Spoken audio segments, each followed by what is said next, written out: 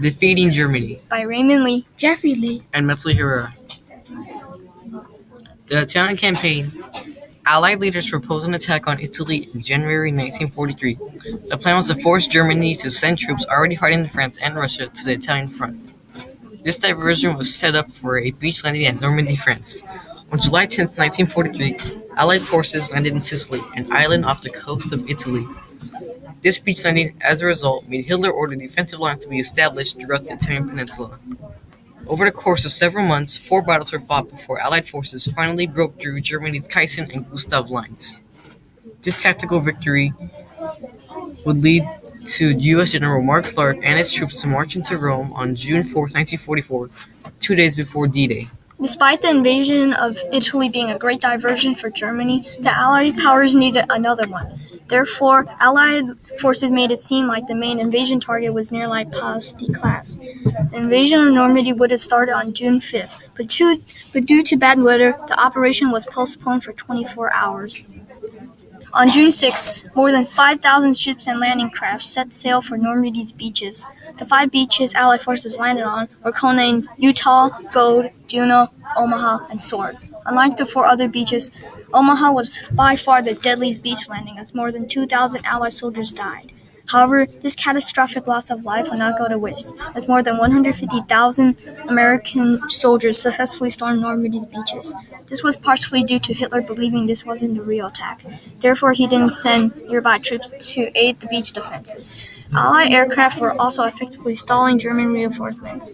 Meanwhile, naval units covered the troops raiding the beaches. 2 months after the beach landings in June, Allied forces successfully liberate Paris from the Axis, and German forces pull out of northern France. This tactical victory will lead to the invasion of Germany. Now that the Allied forces are in control of France, they will push over into nearby Belgium. Allied forces rapidly broke through any German resistance in Belgium, all the while pushing closer and closer to Germany. The Allied invasion of Germany was halted by a natural obstacle, the Rhine River. Therefore, the commander of the 21st Army Group, Field Marshal Bernard Montgomery, proposed a plan to move the entire British Army across the Rhine River by securing bridges. This will also be codenamed Operation Market Garden. 3 Allied airborne divisions would land behind enemy lines and secure bridges across the river. Although this plan seemed promising, difficulties occurred during the assault as German troops already occupied some of the Allied landing zones. This effectively hindered the Allied push enough that in October of that year they began to suffer from multiple fuel shortages, allowing the German time to consider a counterattack against the Allied troops. The counterattack considered by the Germans would be known as the Battle of the Bulge, in which they stalled American and British armies. Meanwhile, German forces would recapture the port of Antep in the Netherlands.